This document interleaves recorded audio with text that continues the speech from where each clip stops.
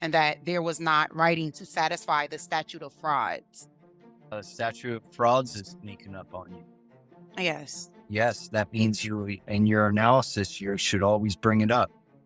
Even if it doesn't apply, give it a statute of frauds analysis, a brief one, to give a full contractual review. Statute of frauds means that certain contracts must be in writing, signed by the party that is being enforced against.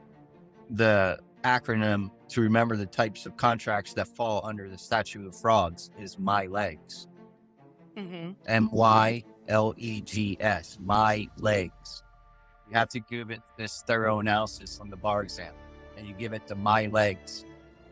MYLEGS. Yes, MYLEGS. Statute of frauds equals MYLEGS. That means contracts must be in writing, signed by the party to be enforced against. And the specific contracts that must be in writing are those in which marriage is consideration. That stands for contract in which marriage is consideration. Marital agreements, prenups and marital agreements. Those that cannot be completed within 1 year. Why? Year. 1 year contracts. Contracts that involve land. Land. The most common is land. Real estate contracts must be in writing. Anything dealing with land.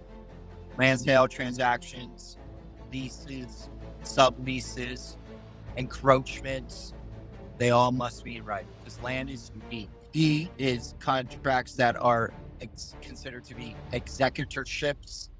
An executorship. Executorship. Yes, an executorship is the definition of an executorship is a contract in which you satisfy the obligations of another. Okay, so an executorship. G, costs in which goods. G, goods in which costs under the Uniform Commercial Code, common law UCC, $500 or more. Most state statutes delineate $1,000 or more. Must be in writing. Contracts for goods over a certain price. $500 according to the UCC, Uniform Commercial Code. Start studying memorize the Uniform Commercial Code. The UCC is great for contracts. Contracts, you have to give two analysis, a common law analysis and a UCC analysis. UCC involves anything in which involves the sale of a good, commerce, good, commercial code. All right, goods and commerce, the UCC controls. Most states have adopted the UCC or have taken it a step further, more strict than the UCC. All right, see, the UCC is the foundation, the basis. All right, common law UCC, Uniform Commercial Code. Back to MYLEGS. Goods over a certain cost, $500, common law UCC. Yes. Must be I have that. signed by the party. And then F, suretyship. SURETYSHIP. A suretyship is a promise to satisfy the debt of another. The buzzwords would be, I promise to satisfy your debt, or I will take over your obligation.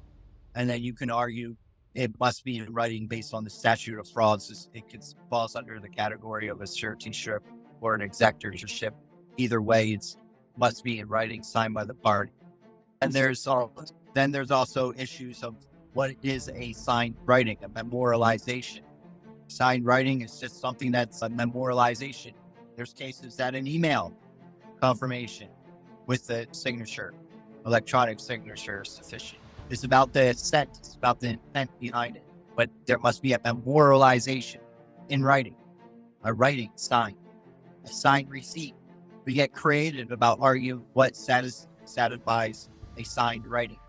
But when the statute of frauds comes up, there's a stricter analysis requiring those contracts to be in writing. That's why they fall under the statute of frauds. They're more serious type contracts, so they must be in writing. There's a writing signed by the party to be charged against. It's gonna be tough to defeat it. Yes.